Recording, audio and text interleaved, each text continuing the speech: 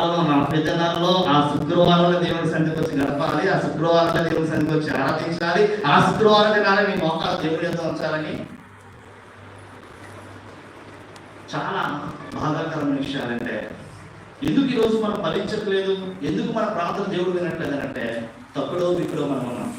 ఎందుకంట మీదకు మెత్త కొడుకు లోనకి తొత్త కొడుకు. ఇది అయితే నాకు తగులుతారు మరి ఎక్కడ నేర్చుకున్నాడో నాకు తెలియదు కానీ ఏమన్నాడంట, మీదకి మెత్త కొడుకు లోనకి తొత్త కొడుకు. ఏ తొత్త కొడుకు అంటే ఏడో తెలియదు, మెత్త కొడుకు అంటే ఏడో తెలియదు నాకు. సో చెప్పాడు కదా చెప్పేశారా. సో నా ప్రియ సహోదరి సహోదరులారా, ఈ పైలో ఉన్న యొక్క అంతరంగ పురుషుని చూసే దేవుడు బాహ్య పురుషుని కూడా ఆయన ఏం చేస్తున్నాడు, అంతరంగ పురుషుల్లో ఉన్న బాహ్య పురుషుడు కూడా ఆయన చూస్తున్నాడు. కాబట్టి ఈ శరీరంలో ఉన్న వాటిని దేవుడు చూస్తున్నాడు. కాబట్టి మనం జాగ్రత్తగా ఉండాలి. అయితే ఇప్పుడు మనం ఆలోచన చేద్దాం. ఏంటంటే వాక్య సందేశం ఏంటి, నువ్వు దేని చేత నింపబడ్డావు. దీన్ని 2 రకాలుగా నేను విభజించాను. కొందరు వేటి చేత నింపబడ్డారనే విషయం ఈరోజు నేను మీతో మాట్లాడు. కొందరు దేని చేత నింపబడ్డారని చెప్పారు. మొదటిది ఏంటంట కొందరు జనులత సాంప్రదాయాలతో ఆచారాలతో వారు ఏమైనారట, నిండికొని ఉన్నారు. వీరు సచ్చినంత వారికి కూడా అందుకంటారట సింత సచ్చిన పురుగు సాగుదని అంటుంటారు కదండి. ఏంటంటే సింత సచ్చిన పురుగు సాగుదంట. అది ఎంతవరకు సాగుదంటే సచ్చినంత వరకు సాగుదు.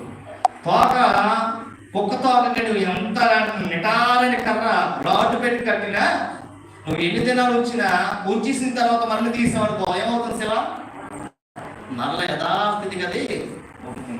అలాగా దేవుడు తన స్వరాజ్యం కాదు, దేవుడు తన ప్రాణాన్ని వాటన్నింటినీ మనకు సమర్పించి ఇప్పుడే ఈ క్షణమే నీ కళ్ళ ముందులో దేవుడు రాజ్యం ఎలా ఉంటుందని దేవుడిని చూపించినా కూడా మళ్ళా దేవుడు ప్రత్యక్షమైన అది వెళ్ళిపోయిన తర్వాత మళ్ళీ మనం ఎలా ఉంటామట, ఒక్క తాకు వంకనట్టుగా మన స్వభావాన్ని మనము.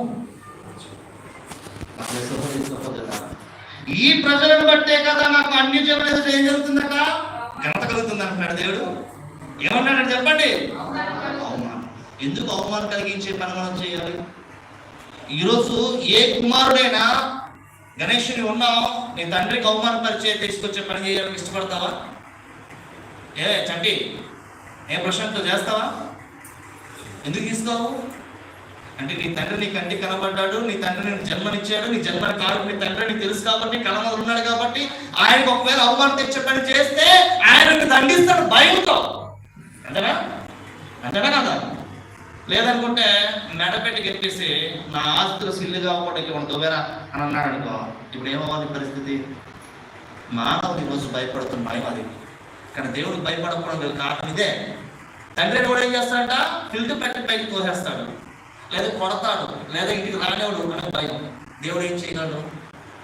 నమ్మితే దేవుడు, నమ్మకపోతే లేదు. ఈరోజు నా ప్రియ సహోదరి సహోదరులారా, దేవునికి అవమానకరంగా ఈరోజు జీవించి దేవునికి అవమానకరమైన కార్యాలను చేస్తున్నట్లయితే ఆయన చూస్తాడు, సహిస్తాడు. ఒక్కసారి ఆయన ఉగ్ర రూపం దాల్చాడనుకో అది నేను చెప్పజాలలేదు. అదంతా భయంకరంగా ఉంటుందో నేను వివరించలేదు. నేను బైబిల్లో మీరు చదివితే మీకు అర్థమవుతుంది.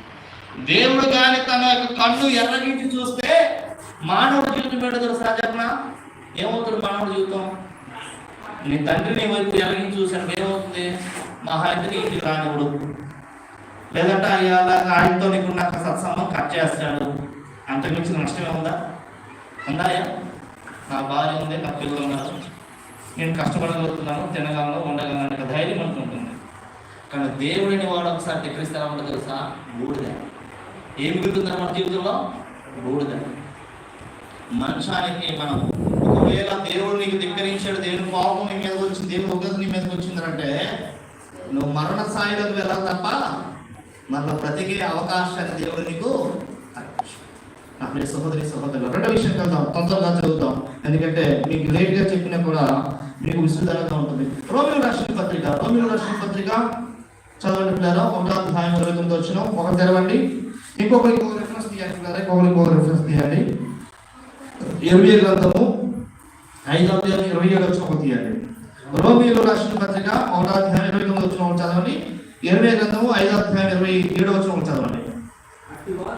అట్టివారు సమస్తమైన దుర్నీతి చేత